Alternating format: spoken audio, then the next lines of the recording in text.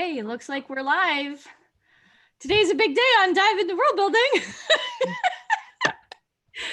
Take it away, Kate. Hi, and good afternoon, and welcome to Dive into World Building. Today, we are going to do an Ask Me Anything with author Juliet Wade, who usually runs this podcast.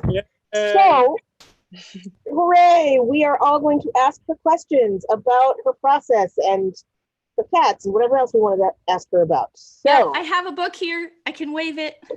Yes, the book comes out today. Is out in bookstores today. Go get a copy. Yep, it's really worth it. I've read it. So yeah, and it also has a really cool cover. Look at that. That's great. I love this cover. I love this cover. Right? It's like the perfect cover. It's the perfect cover for the book. Yes. Which is amazing to say because sometimes that doesn't happen. But today we can say yes, it is a perfect cover for the book. So yay. And I actually saw someone today saying, well, you know, I've designed and picked my own covers for my books, and boy, that was a huge mistake. So one you did not make. Well, it's, you know what, I have to say I've been very, very fortunate because I've been working with DAW, and DAW is a whole big organization, and they have all kinds of resources that I would not be able to muster on my own. So I'm very, very grateful to have their support, which is why I spent such a long time trying to break in the door with traditional publishing. So it worked out, thank goodness, but it did take a very, very long time to get to this point. About how long, actually? So I started writing my first attempt at a Varan book in 1999, so about 20 years. But I think I probably started writing Mazes of Power in about 2004-ish. I made 2 attempts at it because at first I had the wrong protagonist. I had the same 3 point of view characters, but I had the wrong one in the sort of top spot, and petered out around 40%, and then had to step back for a while and think about it again, and then come back to it later and say, oh, actually Taggart's the main character. And then at that point it started being able to be written. Yeah, but it took me a long time to get it published. It was out on submission for 4 years. Okay. I think everybody in the audience should just feel better right now. Better or worse, I don't know. There's a huge sigh of relief that has gone around the room. Yes. Because yeah, those are fun moments to have when you have stuff out. Who was the original protagonist? Sorry? Who was the original protagonist? The original protagonist was a Lauren. Really? Yes. No, I don't want to demand those galleys at all. No. And here I was, as I was reading it, I was thinking, is Lauren a dual protagonist with Taggart? Because there's a fair amount of point of view from him. Okay, so actually, I will tell you how I feel about the 3 points of view. Okay. They are all protagonists. Yeah, it's like one it's of them an ensemble is more cast. antagonistic than the other 2, but they are all intended to be readable as protagonists in a way. But I think of them as a linked triangle, with Taggart at the top and a Lauren kind of in the middle, maybe sideways like this, and Nicantor at the bottom. Nice. Okay. Yeah. Huh. I did want to. Oh, go ahead, Paul. So I want to take that part a little bit, because long ago when the world was young, I had a discussion where someone suggested that the Dark Knight, the Heath Ledger Joker, the Joker is actually the protagonist of that film and Batman's the antagonist, because the Joker drives most of the action and Batman's basically in a reactive role, where even though he's the hero. Whereas in this book, a lot of what Taggart does, particularly, is in reaction to Nicantor. So it is says it felt like Nicantor was in the driver's seat for pushing Taggart out of his rut and actually trying to push himself into a position of having to become more of himself rather than just letting Nicantor run wild as Yeah, I think Nicantors want to do. it is an interesting question, and I don't think Nicantor is the protagonist. I mean, more than Taggart is. Taggart is reactive at some points. I've tried to make him as protaggy as possible. He has goals, but his goals are not the traditional goals. I guess that would be a way of putting it, so it's not too ultra spoilery. And working towards non-traditional goals is going to look a little more reactive from the point of view of somebody who is used to the usual type of global competition setup.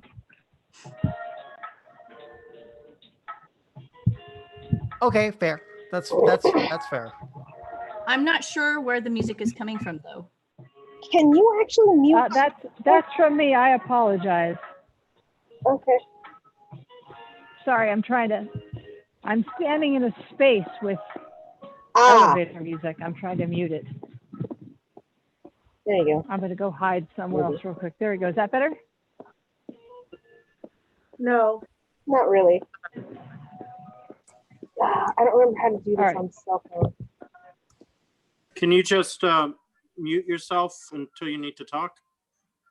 Yep, that's what I'm going to do. Hold on one moment. Thank you. Yep. Okay.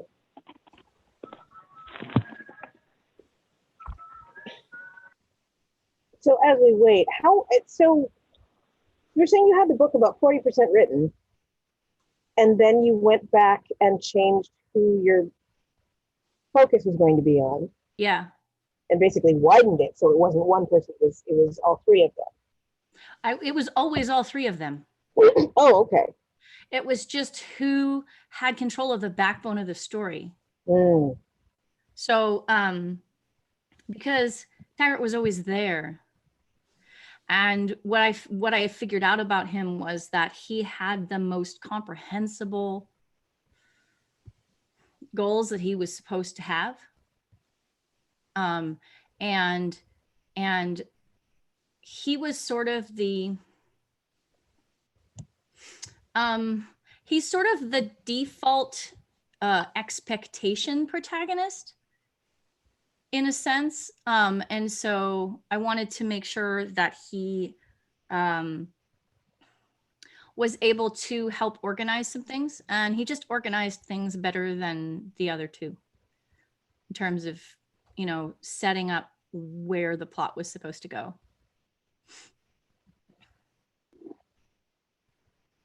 So I have a different world building question. Hang on. Do we have Kat raising her hand? I don't. Okay, I can see that Kat is raising her hand. Oh, I couldn't see that. Sorry. That's all right. Why don't we go to Kat and then to Cliff? Sorry, that was me saying, hey, audio thing. So I didn't lower my hand. So please, Cliff. Oh, okay. Okay. I'd like to ask a world building question that kind of goes from the other direction from character, which is back in 1999 or 2004, whenever you want to talk about the book, what is the first bit of world that you ever built? I guess it was Varan itself, right? Okay, Varan itself is actually older than that. Yeah. So what was the very first bit of Varan you built and why? Okay, so there were two sort of simultaneous bits that happened. I was about 13 when I thought of it. So this is ridiculously long, I know, but it's one of those things where you have this idea and then it just keeps floating around in your head and bouncing against things and not going away. So Pelismara came from a trip that I took to France when I was 12. And we were camping. My dad had been at an academic conference, and so he decided to do this grand plan while he was on sabbatical and buy a camper in Germany and pick it up after his conference. And we all met him. And then we camped around Europe for 10 weeks while he was on sabbatical. And it was one of the most amazing things that I have ever experienced. And then during that trip, we took, we visited a place called the Gouffre de Padirac, which is a cave system sort of in the central region of France, but kind of in the southwest part of the center of France, where they have a lot of caves there.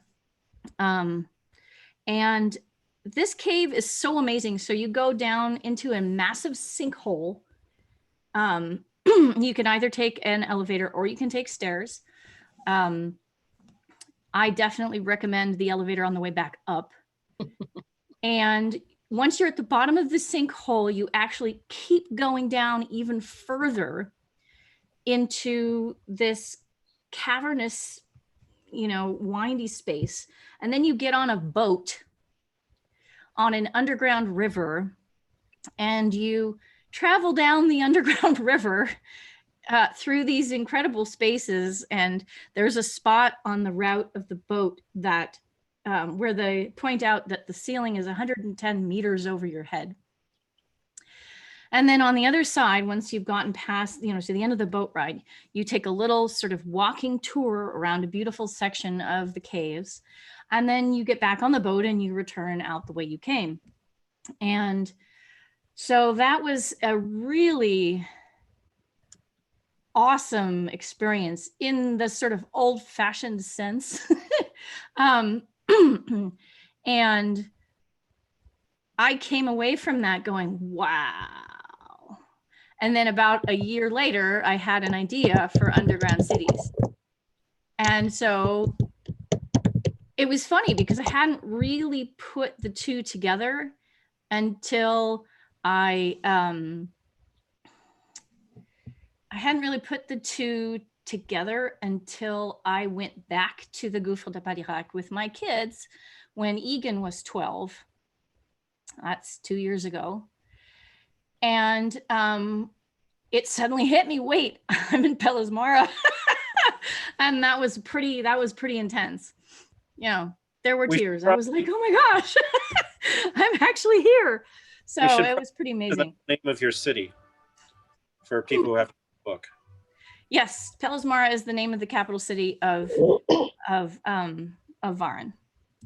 And so that was one part of it. The other part of it was the idea of people who were downtrodden and had their jobs picked for them on the basis of which family they belonged to.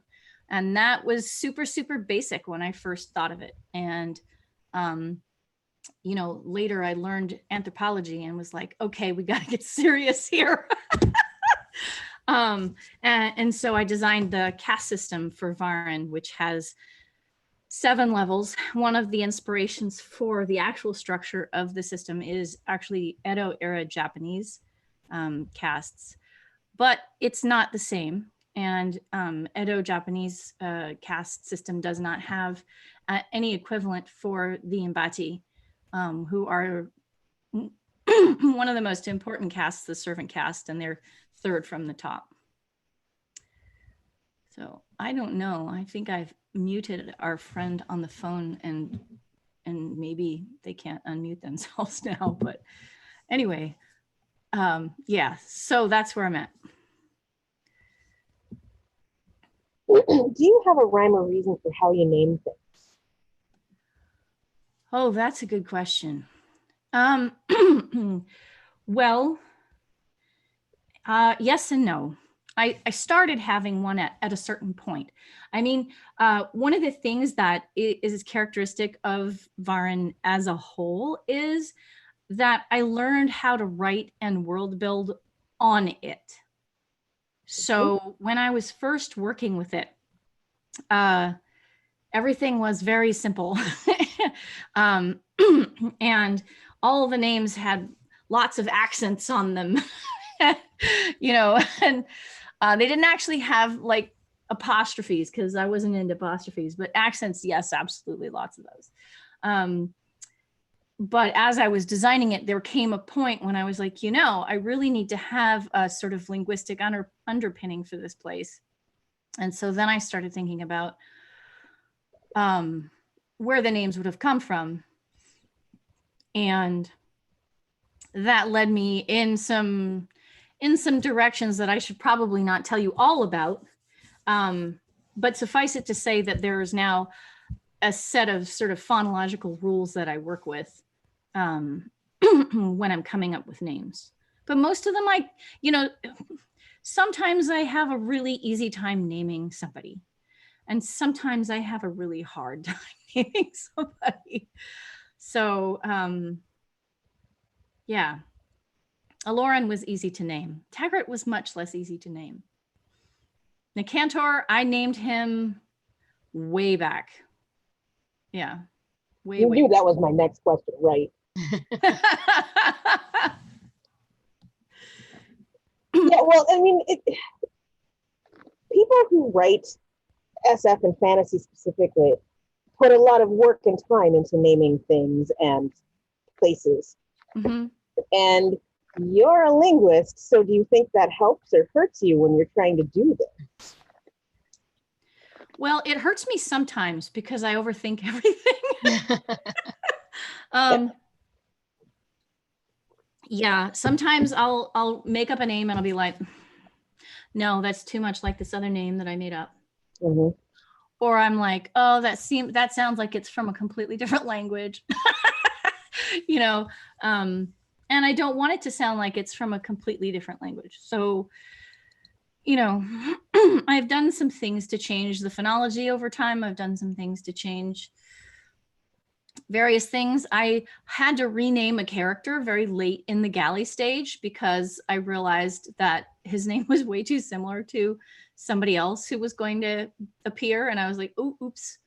You know, there are a lot of characters, which is why I have a list of all the characters in the book at the back of the book. I thought that would be helpful because it tells you who everybody is.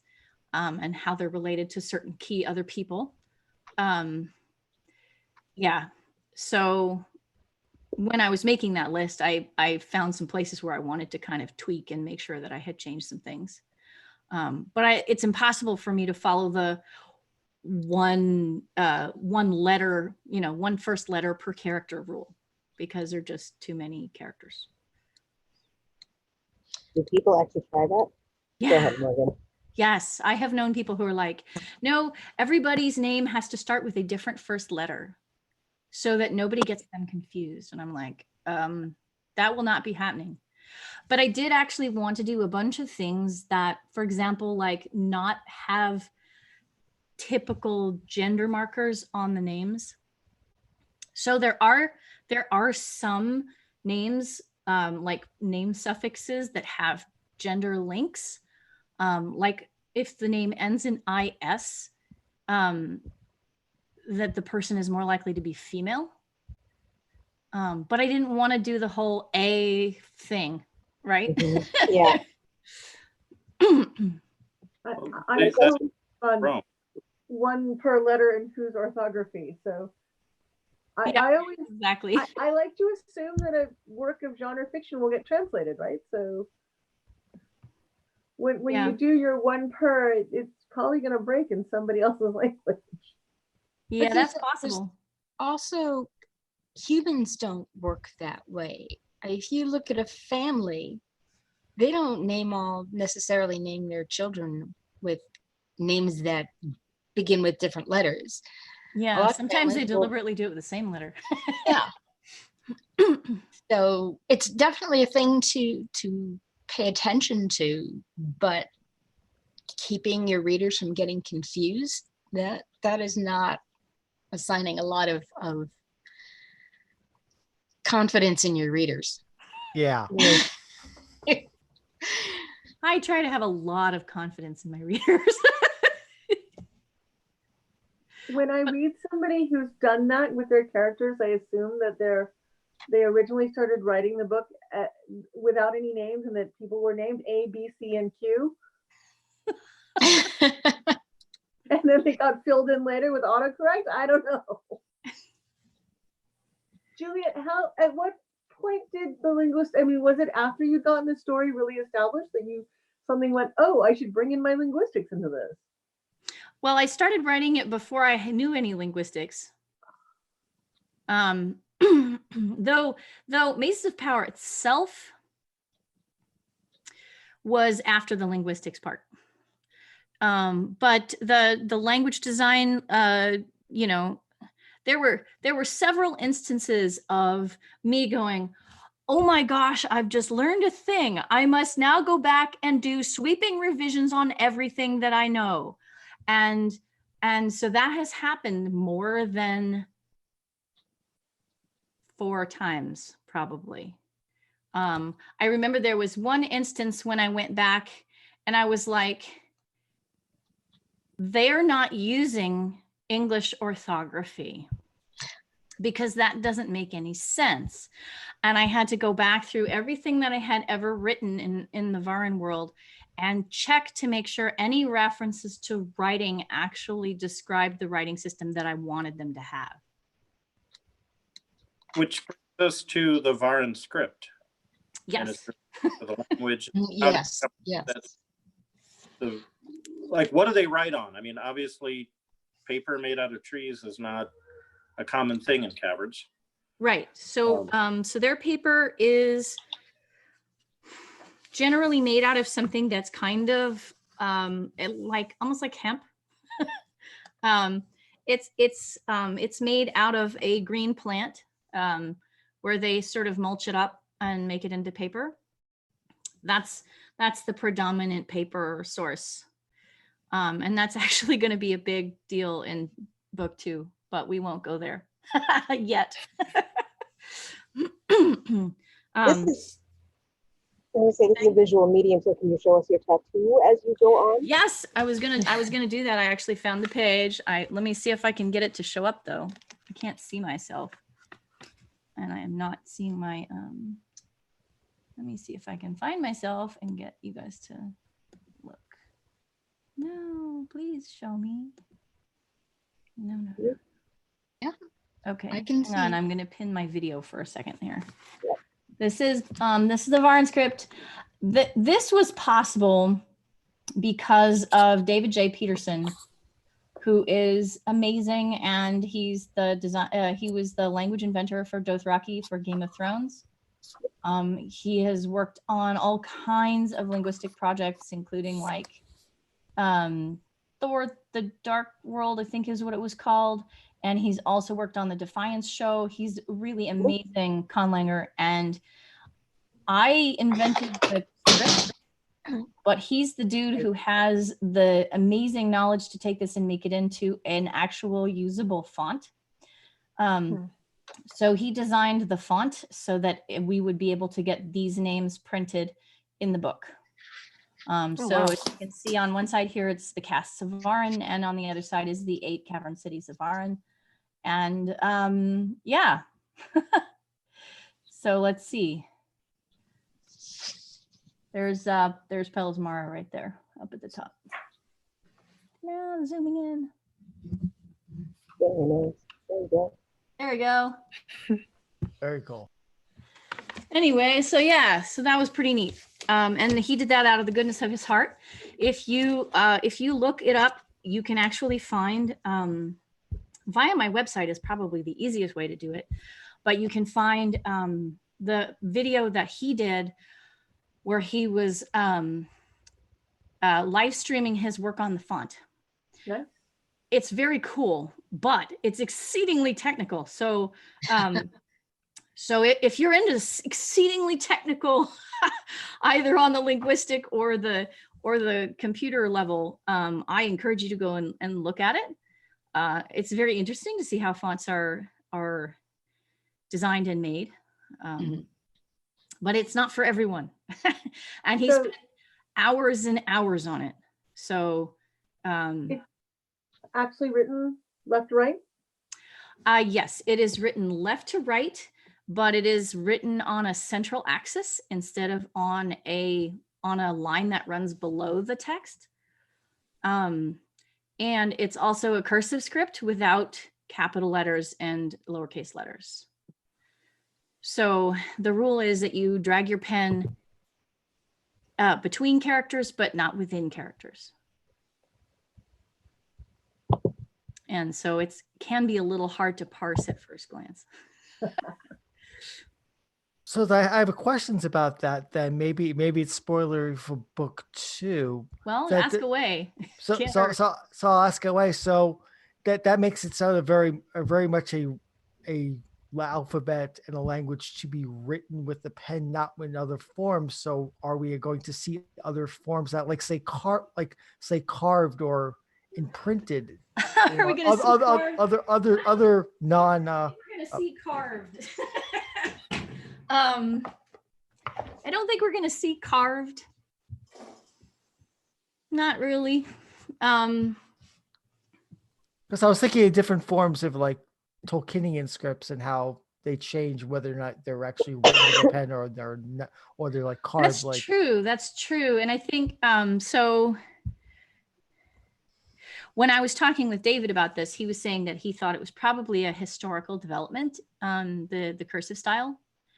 And so you probably would have had an original script at the very, very, beginning of time, as things were being put together to, it would have been very basic with like little curves and little dots and stuff and everything disconnected, but that the cursive would have developed over time. So. Scribes get lazy. Absolutely. Absolutely. Scribes want to take shortcuts. I'm trying to excise the word lazy out of my yes, vocabulary. and we all kind of drag our pens just sort of as a physical habit. So I think it would be very easy for that kind of a style to develop. I'm delighted that you have a very ligature-based writing system. That's cool. It was fun to put together. And so the spellings of the names in the book are not the same as the spellings in the Varan script, because the Varan script is phonetic, and the spellings of the names in the book are actually designed to make them more easily interpreted by English speakers. So for example, Taggart was really, really difficult to finally land on, because originally I was spelling it T-A-G-R-E-T, and every reader had this little hitch in their mental processing where they read it Target instantly and wouldn't even notice. They wouldn't even notice that it wasn't actually Target. And I was like, now what? So I did a lot of experimentation to try to find a spelling that would allow me to keep the pronunciation that I wanted. We didn't want him to be a growly type of person with 2 R's in his name, or an aggressive type of person with 2 G's in his name. And then I finally remembered that Margaret is a name, and don't say Margaret. And so I decided, well, Taggart is going to be spelled like Margaret. Now I want to see the lexicon of like the phonetic designed for like Spanish native speakers or something, because that's actually a place where I consistently stumble when I'm reading secondary world fiction, because I very rarely default to English language pronunciations, and I cannot actually figure out what they should be. So let's be fair though. There is a right pronunciation for every name, but I do not expect to hear that from people. Like if you come at me and you're like, Alaran, and I'll be like, oh really? Like, cool, I'm glad you like him. And I will continue to call him Aloran because that's his name, but I'm not going to hold it against you, because why would that be fair? That would not be fair. So I had a question on the series itself. So I was wondering how many books you had planned for the series, and if you always knew it was going to be that many books, and do you know how it's going to end? I know the entire thing. It's going to be 5 books. It was not always 5 books. At first it was 1 book. And then I tried to, and then I wrote my first ever query letter and tried to query somebody, and that person was Jennifer Jackson at the Moss Agency at the time. And she very kindly said, this is not 1 book, it is 3. And I said, oh, because it was very early on in my writing career. And I was like, okay, well, I've learned something here. And she gave me some comments. Well, she was not interested, obviously. She gave me some comments that completely changed how I thought about the text, which was very, very helpful. I'm grateful, actually, to this day for what she did for me. But then at a certain point, I was like, oh my gosh, there's a story that comes before all of this. And the story that comes before all of this is Mazes of Power. And for a long time, I thought, well, it's a trilogy and a prequel. And then I was like, no, wait a second, because there's another book in there. So book 2 is actually a very recent development. Oh, wow. Being like in the last 5 years. I think I started designing book 2. Yeah, certainly after I had my agent for Mazes of Power. So, it would have been in the last 5 years. And I'm actually very excited about it, but I'm drafting it for the first time, which is interesting because when I get to books 3 through 5, I will be completely rewriting them as though I had not done anything really. But I've actually drafted them before. So there's a degree of knowing kind of where the path will go, even though I know a lot and most of it will be different. Yeah, so that's how that happened. Very excited about book 2 though. I just need to get to the end of my first draft. You're very close. You're very close. I know, I'm super. You are. I'm excited about the rest of book 2 too, because I want to read it. I know, right? Kate is my beta reader for book 2. So it's, I'm sure, continual torture. I'm trying really hard not to, like, every time you get online going, aren't you supposed to be writing? Because I know at some point it's going to become me and I'll just lose my mind. So yeah, it's all good. But I'm glad this is happening. Tell me about the okay, we've managed to get this, picked up by a major house. We're going to publish. What is the progression between when they pick it up and the first, like right now, like where you are with it coming out today? So let's see.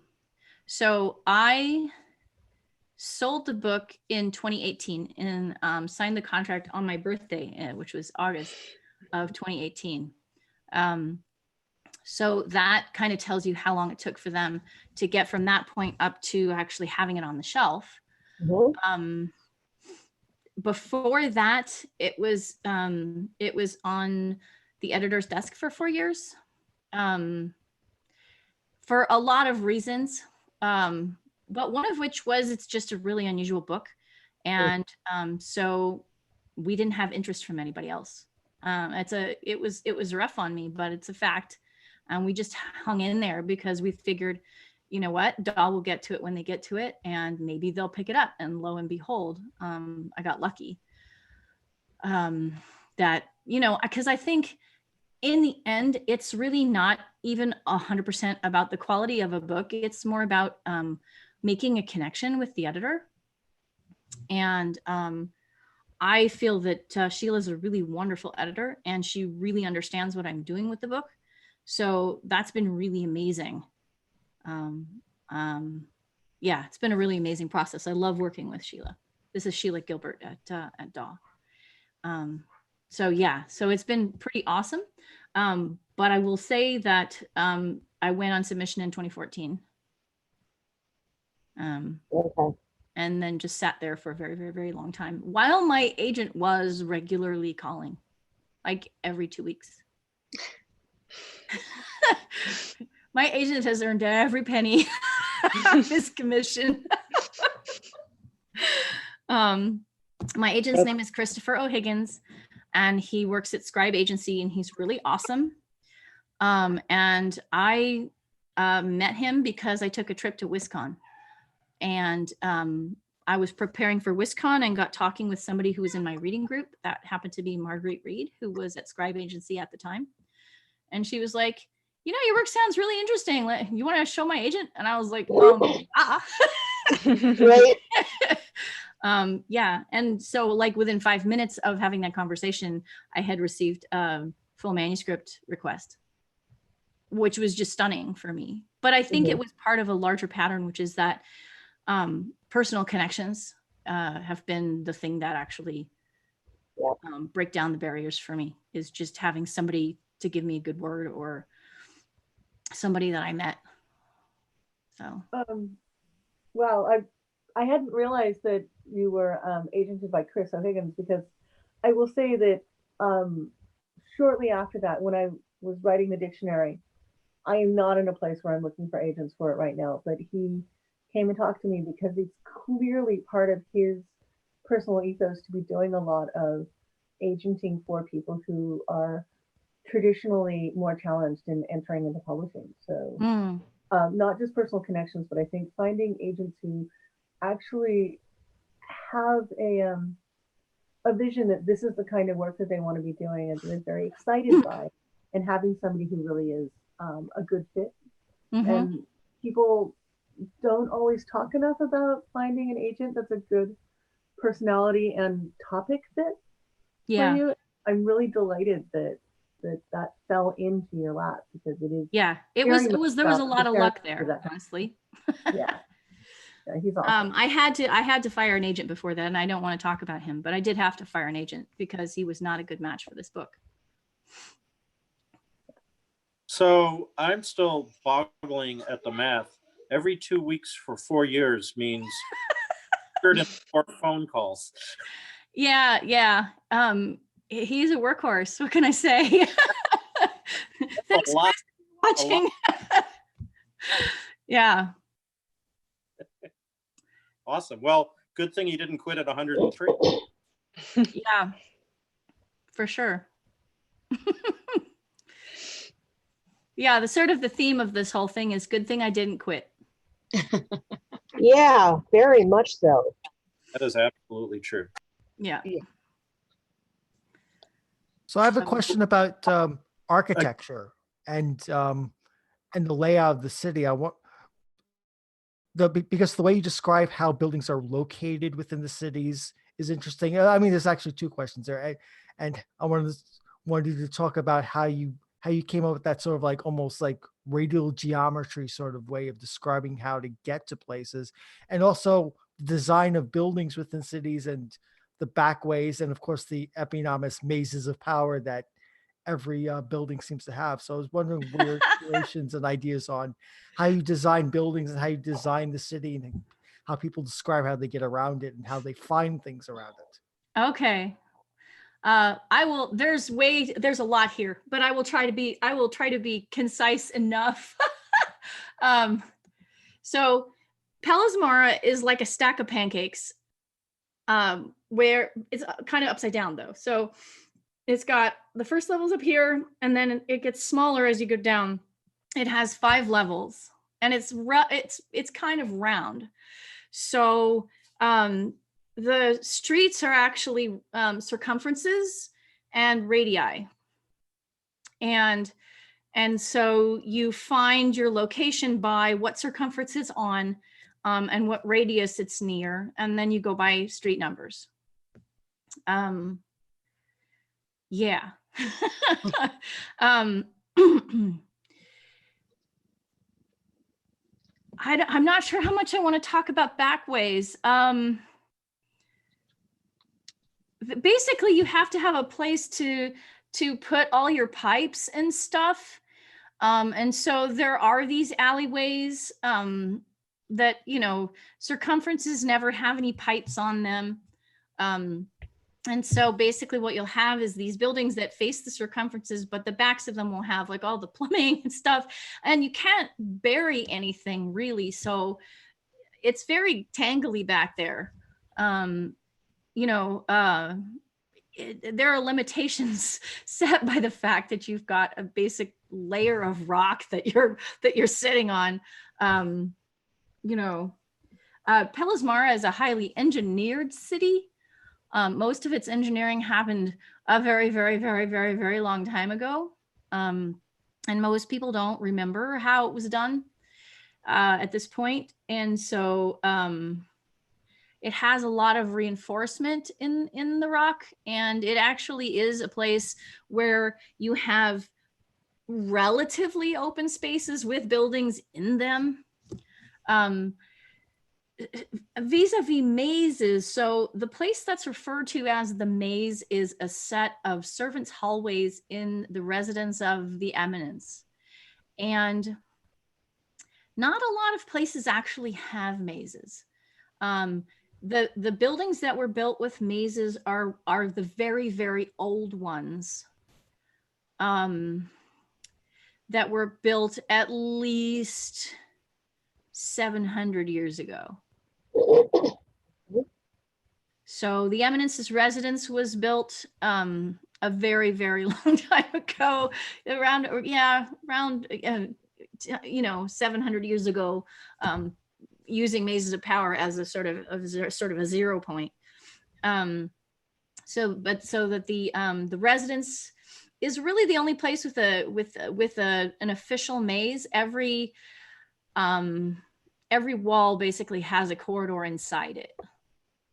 But even the Embati Service Academy doesn't have a maze as such, because it was not designed to have hidden service ways.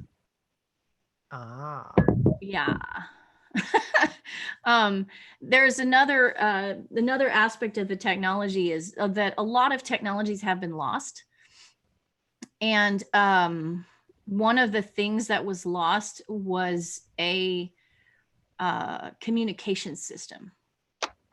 And I don't want to go into what it was or exactly how. But basically you have to do a lot of recycling in Varan, because you don't have a lot of options for mining above the surface, and you can't go above the surface for certain kinds of activities. Farming is really difficult, and that becomes more of a focus in book 2. But anyway, so there are still some systems, like the Embati Academy is actually attached via an intercom to the eminence's residence, so that you can actually like push a button and talk to people at the academy if you're in the residence, and it helps the Embati a lot. But that is not something that's common through the entire city. It was preserved in that particular area because it was still actively being used. Thank you. That helpful? Did I Yes. cover enough? Yeah. So No. without going into too much of a rabbit hole, you alluded to the difficulties in farming and the lack of surface civilization, which brings us to the wisps. And Yeah, wisps. when did the wisps enter Varan? They started in Varan in your head, or did they merge with Varan? And how much do the wisps affect the series moving forward? How essential are they to world building, and what niche did they fill in your world building that nothing else would fill? Oh boy, that's a huge question. Let us say that wisps are very, very important. So there are two sort of, I'm going to call them unexplained phenomena, because this is a science fiction book. People in Varan tend to think of them as almost magical, as good luck, or as as a sort of a wondrous thing. So they would be, easily interpretable as magic in some contexts, but it's really not advisable to do that. So there are Shinka trees, and Shinka trees are trees that are not really trees. They're white. You can see them actually on the cover. If I'll show you. You can see them coming up out of the city in that picture. And they're basically these trees that look like trees on the surface, but they don't have any roots in the topsoil. They actually have roots that are below the limits of the cities. So you can't actually see their roots at all. And they glow. They glow white, and they are not movable. You cannot cut them. You cannot damage them. They sit there and they glow and they're warm. And Okay. Sorry? I said, okay. Yeah. And honestly, they were a relatively early idea of mine. I think they were a before college idea. But they've always been a part of this. They're the reason why the cities are underground. And the wisps are basically like little sparks that float around, and they just sort of drift, and they don't really do anything particular. So they do more things that are particular in book 2, and they do even more things that are particular in book 3, etc.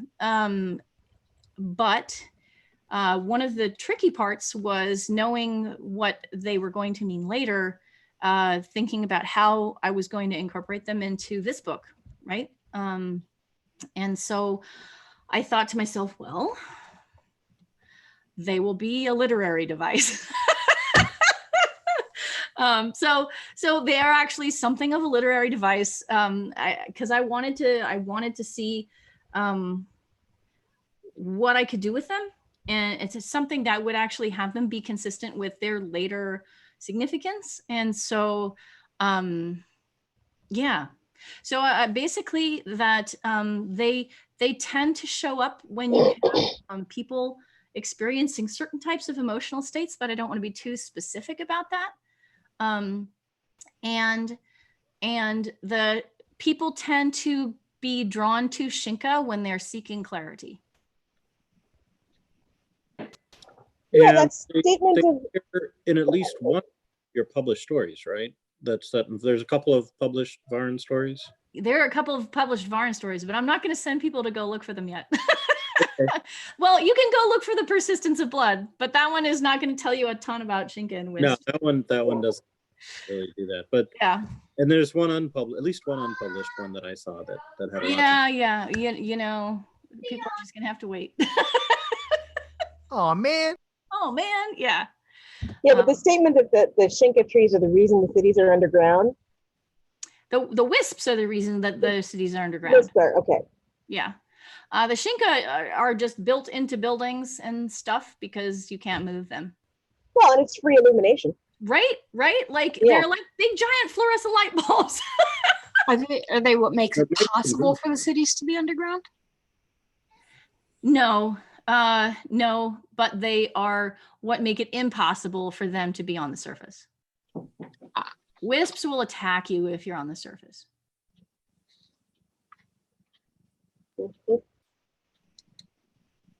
So, yeah, and that's alluded to in this book.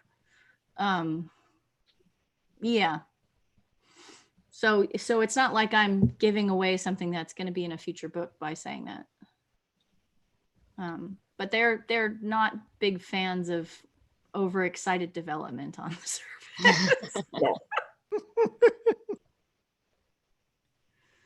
I'm saying that facetiously, but yeah. So I have a more like a question, like it's not world building, but more like a writing / character development question. So one thing I noticed between Taggart and the Cantor is they're both really reluctant to actually go for the position. The Cantor, not giving too much away, the Cantor would rather somebody else do, and Taggart doesn't have any desire to until the Cantor goes for it. So I was curious how you wanted to track their different, their same but different reluctance to go for power, if that makes sense. Well, I think that a lot of their sort of sense of how power works is defined by their father. And neither of them particularly likes him. To say the least. I don't know, nobody else does. For reasons, because he's just a very myopic, sort of a narcissistic person. I don't think of actually, I don't know that narcissistic is quite the word, because Gar is more like just extremely self-centered. But he doesn't need to have a lot of praise. Like, he's not a praise-seeking person. He just wants to get stuff done, and other people are just there to help him do it, right? So I think that's part of it. The other part of it, of course, is of course that nobody's really psyched to have everybody trying to kill them for 3 weeks. You know, I think that I think that very often I see stories where people are just jumping into extremely hazardous situations without ever thinking about whether they want to do it. And I wanted to make sure that my characters were not necessarily just going to say, oh, well, obviously there's a throne sitting there, so it's got to be for me, right? Like, you know, like, it's not necessarily the natural thing to do. I mean, oh, if you're the protagonist in a book, maybe, but like, yeah, I just figured that was not an assumption that I wanted to just sort of put in there without some examination.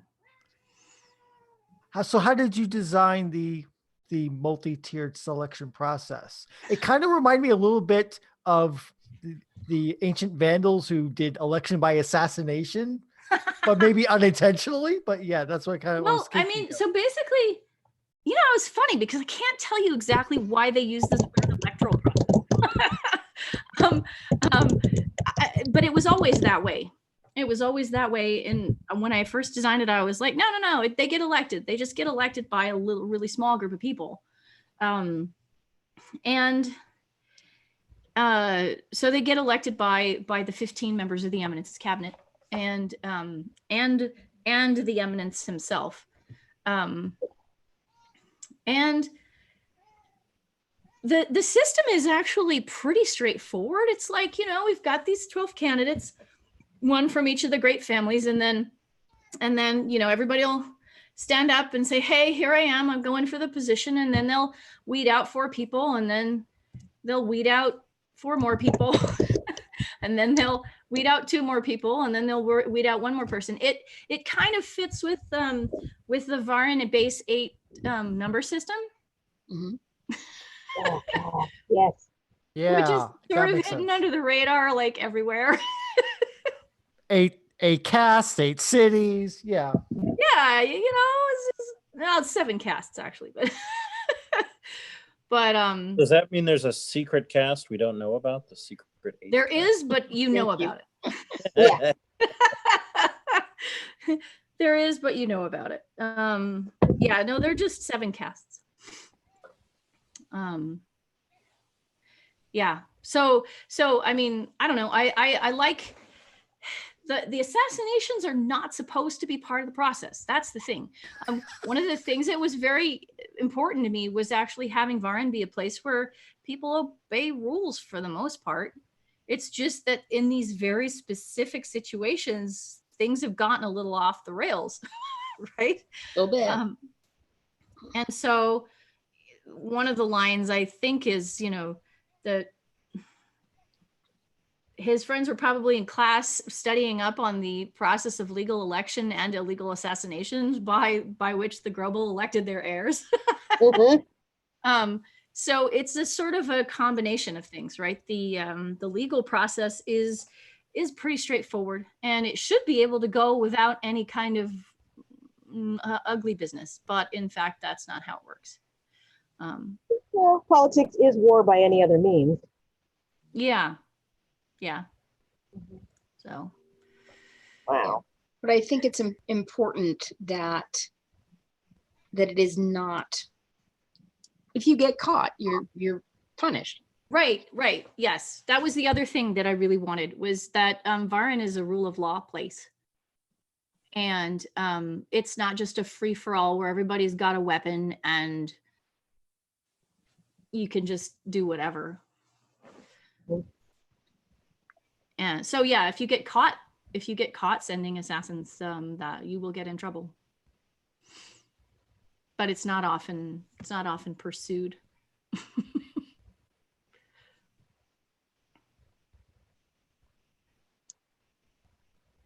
Yeah.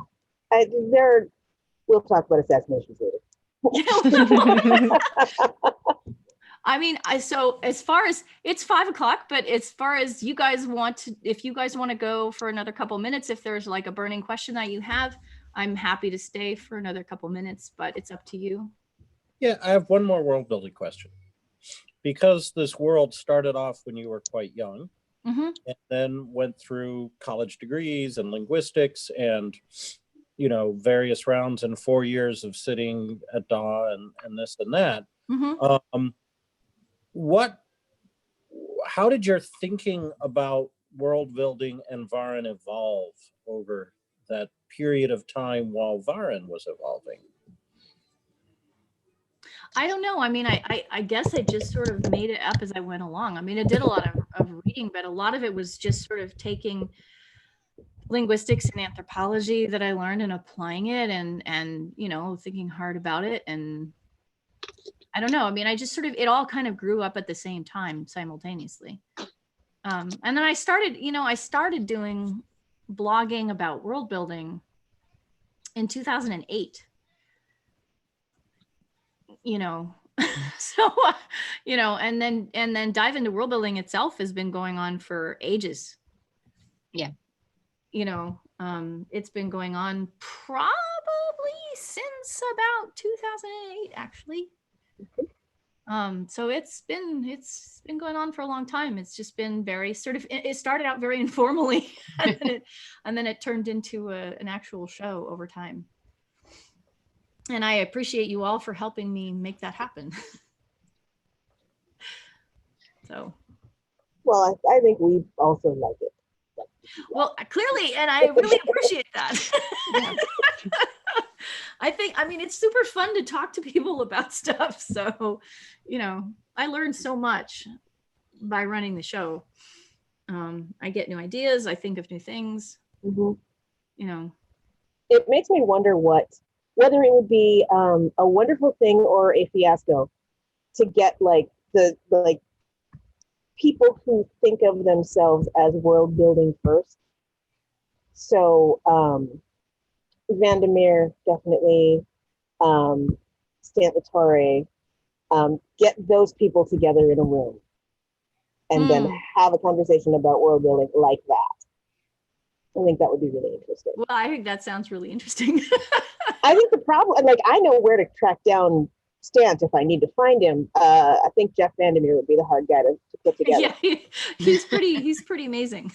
Yeah, I haven't met him, but I know him on Facebook, and I was just like, I have not read any of your books, and I've looked through my bookshelf and went, I have one of your books and haven't read it. Okay, fair enough. There you go. But he's also just a really neat guy. How sometimes you meet authors and you're like, wow, I really like your writing. I'm not so great with you. Jeff is actually an amazing guy. Cool. And I mean, I'm connected with him on Facebook as well, and I think his posts about nature and rewilding his yard and all this kind of stuff is super cool. Super cool. Yep. But there are just some people that I know of just mostly as just being amazing people, even though they're writers that are very well known. Jim C. Hines is another one. Chuck Wendig definitely is another one. Yep. Is there any last thing you want to tell readers about your book while you're still alive? So besides buying it, which is obvious. Right. I don't know.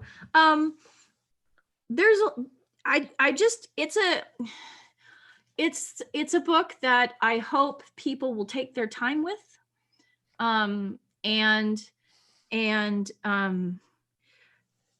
One of the things that I tweeted today, which I think bears repeating, is that one of the things I requested for my cover art is that I wanted to have a piece of art that was very easy to comprehend with a glance, but that would reward deeper looking. And the reason why I wanted that was because that's the kind of book that I think this is, that you should be able to enjoy just kind of going along for the ride, but there is a lot there. And, if you want to take your time, it'll reward deeper looking. So. It certainly does. Yes. Yeah. Oh. I found your skills as a short story writer and being able to distill things, add paragraphs and even sentences, do multiple things at once to be something that was throughout this entire book. So it's a dense read in some ways. That's the idea, yeah. Well, yeah, you got to. I mean, There's definitely a lot there. Yeah, I mean, there are books where you just have walls of words and you just can skim through stuff. This is not a book like that. Mm-mm. No, I mean, if you like to skim, maybe, I don't know. Maybe not for you. No. I mean, if you're in the mood to skim, how about this? If you're in the mood to skim, pick it up another time when you are feeling a little more leisurely. Mm-hmm. It's not brain candy. I think honestly, I think you'll just enjoy it more if you take your time. Yeah. And I haven't had the time and the health at the same time to actually. Don't worry, Morgan, you'll get there. Well, I've actually read a lot of it yesterday and today, but I was recovering from a cold when I really wanted to be reading it, and when I'm trying not to do anything, I can't read a book like this because it just takes focus and attention, and it's more enjoyable if you can take your time and read it. And if you can't think straight because your head is muzzy, it's not candy. It's yeah, I don't have any good food comparisons. It's a delicious chocolate truffle that has an outside of chocolate, but an inside core that is subtle and interesting and multi-flavored. Well, and I'll just throw caramel. I mean, if we're gonna go on, you have to throw caramel in there because. But one of the nice things about it is that there's this moment where I'm getting older, and the authors that I like are getting older, much older. And so as, Lois McMaster Bujold's work decreases in size that she puts out every year, I'm still looking for those people who are going to write that one sentence where you stop and go, oh, I'm going to read that again. And you did it on the first line of the second book. I don't know how you did that. Tease. Oh, yeah, seriously, you need to read that. Just for that. It's perfect. It's beautiful. But oh my God, was I mad? Because she's like, I read that, I'm like, okay, I'm ready for this. She's like, yeah, I'm on chapter 5. I'm like, what do you mean? I just read the first. Dang it.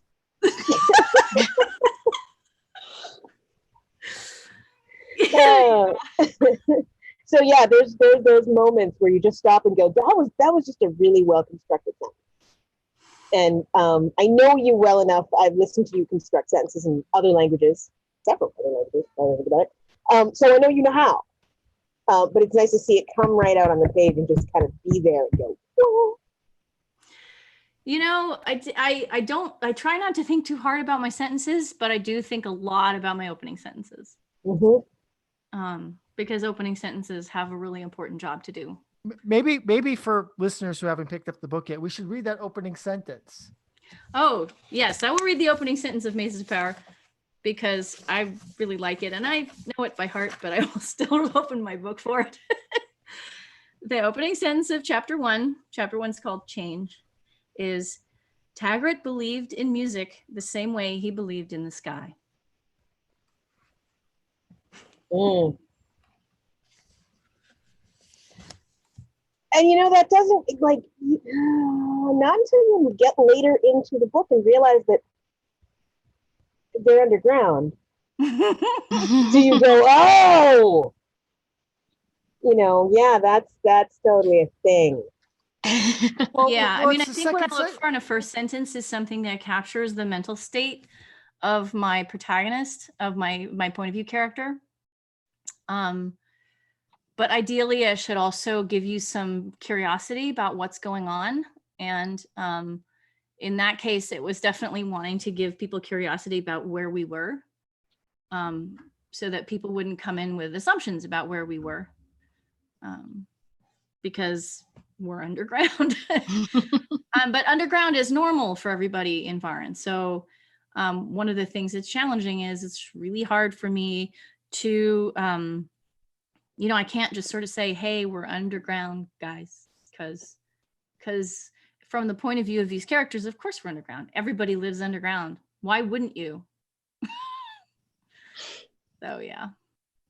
Now I'm having flashbacks of All Summer in a Day. But did you ever see that? Yeah. Did you ever see that? Oh God, we were scarred with this as children. Well, yeah. Yeah, it was back when we I don't believed that Mars was habitable and wet and rainy. And so there was only one day during the year that Mars actually saw the sun. And it's basically about the cruelty of children after that. But there's a I think a 15-minute movie that's been made of it, which is what I saw. And it's amazing. You should watch it just as background. But yeah. Or if you can find it's got to be printed somewhere. It's a 1954 story by Bradbury. Yeah. Oh, okay. And yeah. I don't recall seeing the movie, but I know I read the story, and Scarred is a pretty good way to yeah, Bradbury will do that to you. Yeah. Yeah. Yeah. No, I saw it in elementary school and I was just like, why are you doing this? Wow. Yeah. And it set me up for the Challenger explosion later. But yeah, it was great. Yeah, who would? Hi, and welcome to the Midwest, where we get you used to disappointment early. Oh dear. Oh yeah, but that's not. Oh.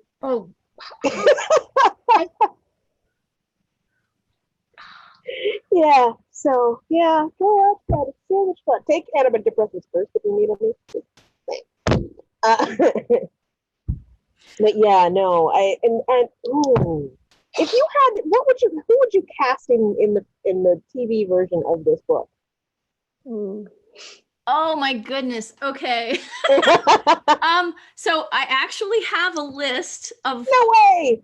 Oh, good. Yay. But give me a second because I'm gonna have to find it. Okay.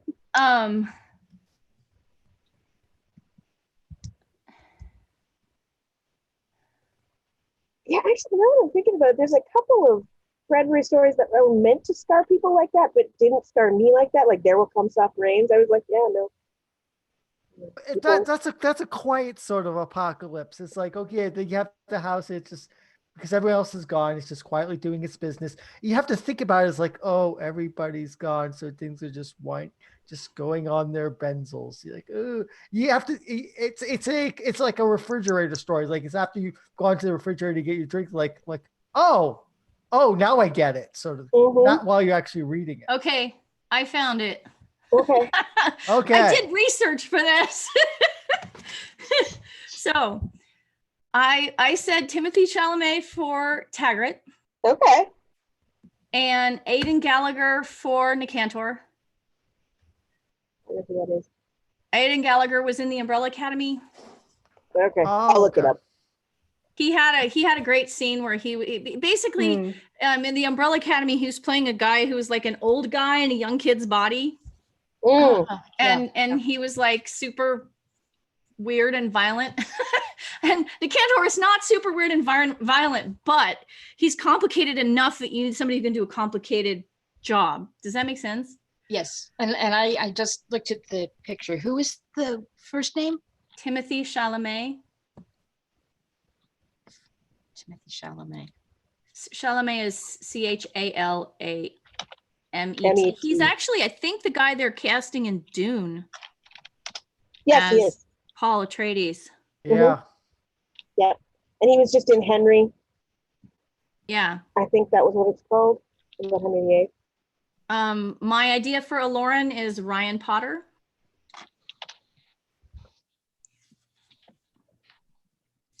Who was in Big Hero 6. Oh, really? I picked Sophia Lillis for Lady Della. Julia Stiles was my choice for Lady Tamalera. I love Julia Stiles. That's a great choice. She's awesome. I love Julia Stiles. Oh, okay. Cool. And I was thinking Octavia Spencer for Lady Salome. Oh, yeah. And Trevor Noah for Heron. Oh, that would be great. That would be so great. I know, right? Because and I'm a book ahead, but there's not a lot of him, but God could steal that. Oh, just in seconds. Oh, that'd be great.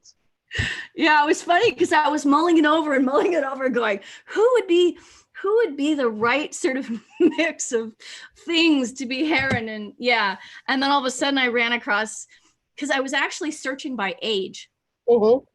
Because I wanted the people who I cast to be the right age, because I didn't want to be like, oh, I only know actors from a generation ago, so I'm just going to cast them. Right. So I actually did a lot of research, and when I realized that Trevor Noah was the right age, I was like, this is definitely got to be it. Yeah. And I'm assuming that Scarlett Johansson will be playing a tree.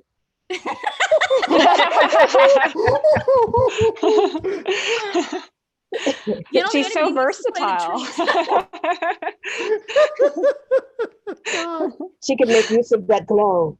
Let me just say, this is actually also an audiobook. Oh yeah. And the audiobook is amazing. I cannot sufficiently sing the praises of the actors who are doing the readings. I was lucky enough to get 3 actors, one who was reading the Taggart point of view character chapters, one for the Aloran chapters and one for the Nicantor chapters. Michael Crouch was reading for Taggart, and Brian Nishi was reading for Aloran, and Will Ropp was reading for Nicantor, and they're all such amazing matches for the characters. Just really, really cool. So I was going to ask you about that, which is, having now heard them do the roles, has the performances of your audiobook narrators, have they influenced your thinking on the characters for the future books?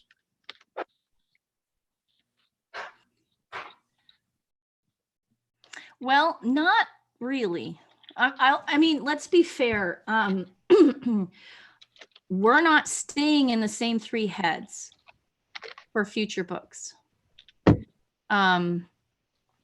Because, I don't know, basically because Varn is bigger than that. And so all 3 of the major characters from book 1 are still in book 2, but you're not in their heads. So my main goal has been to have those characters, when they appear in book 2, to be who they are. So that if you've read book 1, you will recognize them as acting for themselves.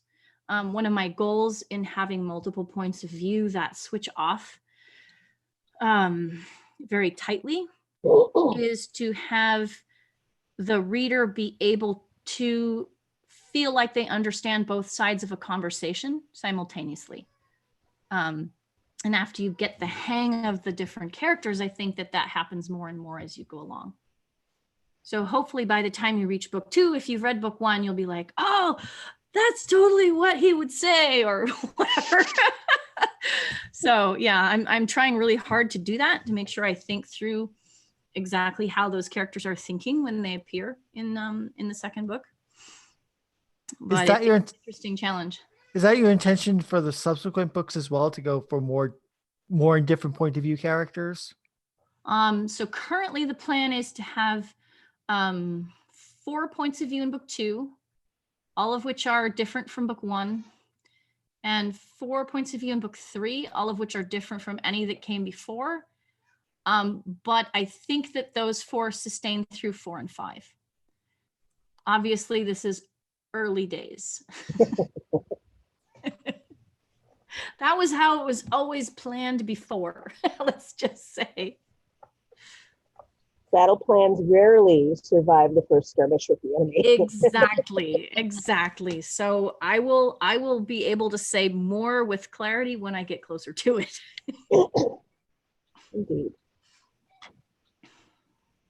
Okay, But I'm pretty sure about 1, 2, and 3 and how they're going to work. So 4 and 5 are still in question in terms of the points of view.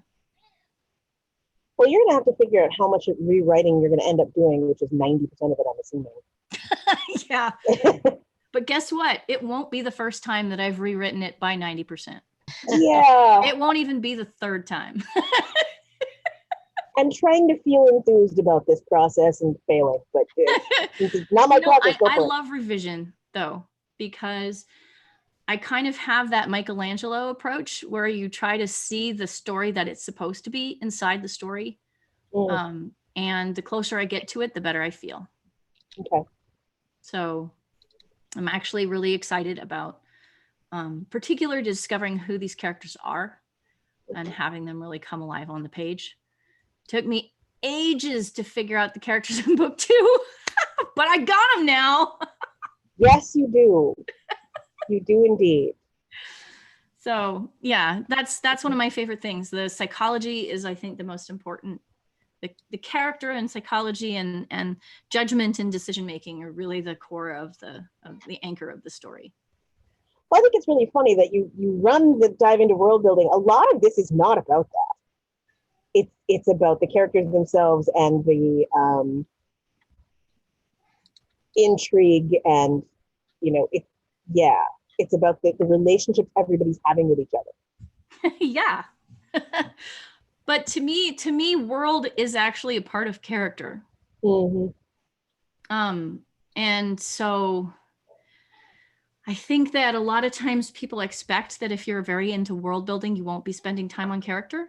Mm-hmm. But to me, world building is character and character is world building.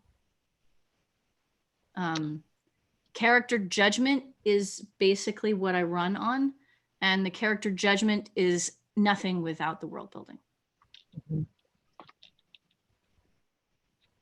I find it really interesting that you were willing to just go back and change your point of view character, because there's, over the last 10 years, I've encountered a number of books where it's like, I really love this premise. I love this author. I really think this could go somewhere, and I really hated the characters they chose to tell the story. And I'm not sure why that's a thing, but it is. Yeah, it's interesting. I don't know, I think people fix it.